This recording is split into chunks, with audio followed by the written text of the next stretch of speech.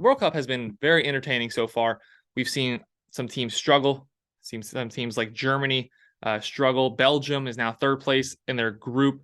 We've seen some teams like Brazil have some dominating wins. We've seen France, England, even though they couldn't get it against us. Imagine if they came over and played some American football and we tied. Yeah, that wouldn't go over well. But it's been a very fun tournament so far. And so far, I think there is a very clear favorite as to who's going to win it. And it is the champions from last time around. France has been on fire. France down now 4 starters.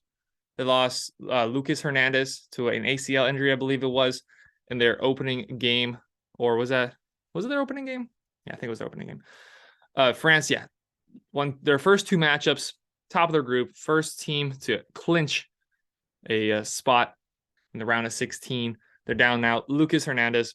N'Golo Kante didn't make the trip because he's been dealing with injury issues. Paul Pogba didn't make the trip dealing with injury issues. And Karim Benzema and Nkunku picking up injuries just before the tournament starting. So they're down 4 starters, and Nkunku being a vital player off the bench for France.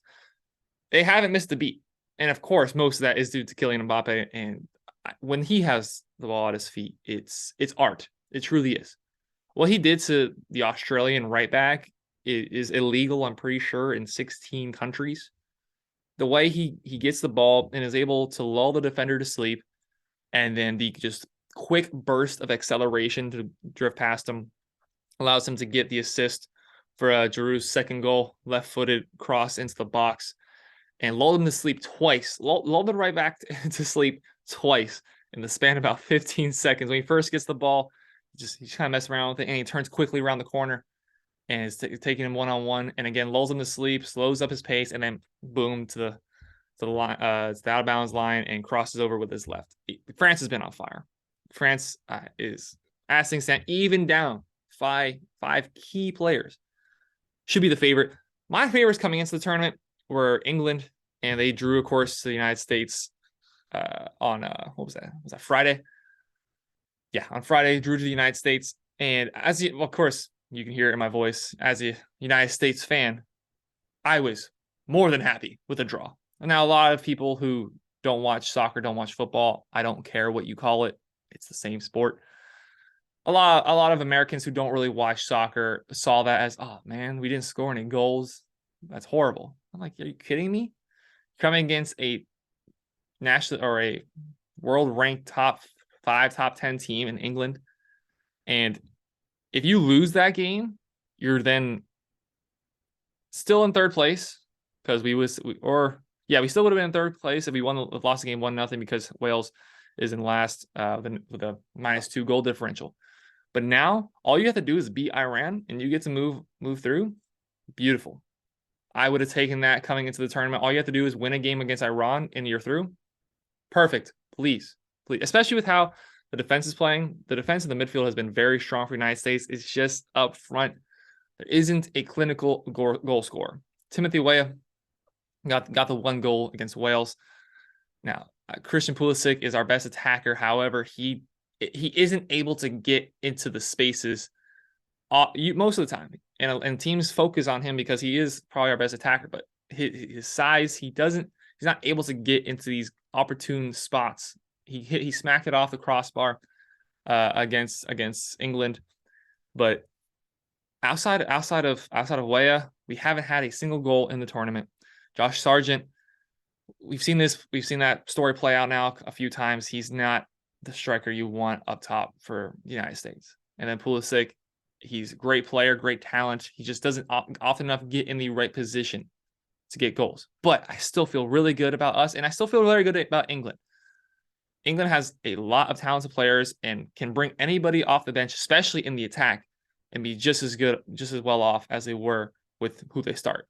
Harry Kane looks a bit slow. That makes sense. He's kind of getting up there in age. He doesn't have the pace that he used to. Can still put some beautiful balls into the box. Especially, I would love to see him and Rashford on the pitch at the same time more, because if you're going to have Harry Kane playing a little bit deeper, more as a center forward than as a striker, and you have Marcus Rashford making those runs over the top, Bukayo Saka too, also making his runs over the top, I think that's a better combination than Sterling. Sterling's a great player, and I think he's a better player coming off the bench, because I think he can make more by himself. Whereas Harry Kane, pairing him up with Bukayo Saka and Rashford, who's going to make those runs over the top, and then you can have Harry Kane coming back in behind to get the layoff from either of those two. I think that's a better combination. Maybe I'm a little biased as a Manchester United fan, but just watching England, I think they play better with Marcus Rashford on the pitch.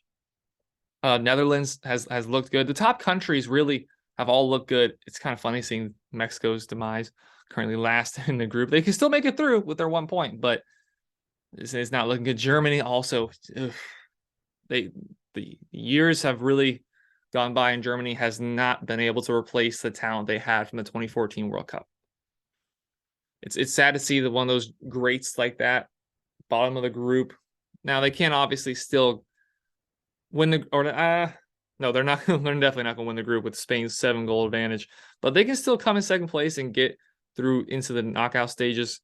All they have to do is beat Costa Rica, and Spain needs to beat Japan, or Spain and Japan draw, and Germany score at least 2 more goals than Costa Rica in their win. Canada,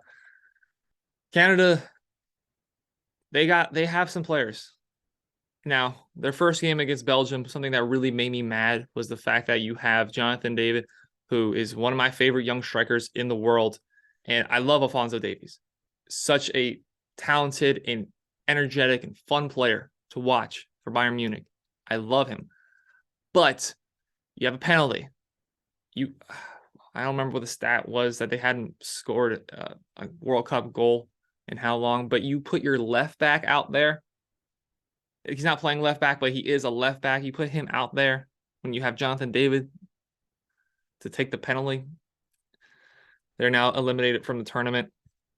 The only other team eliminated as things stand is Qatar, which, shocker to absolutely nobody. And then South Korea, they're in real danger of getting eliminated now, falling to Ghana earlier today at the time of recording. So it's been a fascinating tournament so far. Of course, France looking like the favorites to get all the way and take the World Cup again, back-to-back World Cups. But Spain, with their 7-0 thumping against Costa Rica, has looked good. Again, England has looked good.